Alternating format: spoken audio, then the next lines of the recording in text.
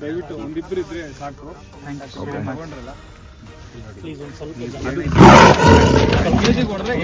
ಮಂಗಳೂರಿನಲ್ಲಿ ಚಿರತೆ ಸೆರೆ, ಸ್ಥಳೀಯರಲ್ಲಿ ಆತಂಕಕ್ಕೆ ತೆರೆ.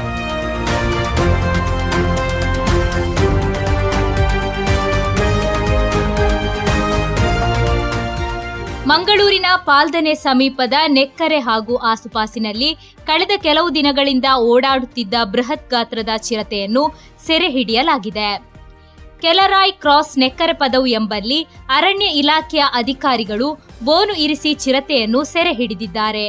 ಚಿರತೆಯ ಇರುವಿಕೆ ಬಗ್ಗೆ ಸ್ಥಳೀಯರು ಮಾಜಿ ಕಾರ್ಪೊರೇಟರ್ ಹಾಗೂ ಮಾಜಿ ಮೇಯರ್ ಭಾಸ್ಕರ್ ಕೆಯವರಿಗೆ ದೂರು ನೀಡಿದ್ದು, ಅವರು ಸಕಾಲದಲ್ಲಿ ಸ್ಪಂದಿಸಿ ಅರಣ್ಯ ಇಲಾಖೆಯವರಿಗೆ ಮಾಹಿತಿ ನೀಡಿದ್ದರು. ಅರಣ್ಯ ಇಲಾಖೆಯ ಕಾರ್ಯವೈಖರಿಯ ಬಗ್ಗೆ ಊರಿನ ಜನರು ಮೆಚ್ಚುಗೆ ವ್ಯಕ್ತಪಡಿಸಿದ್ದಾರೆ.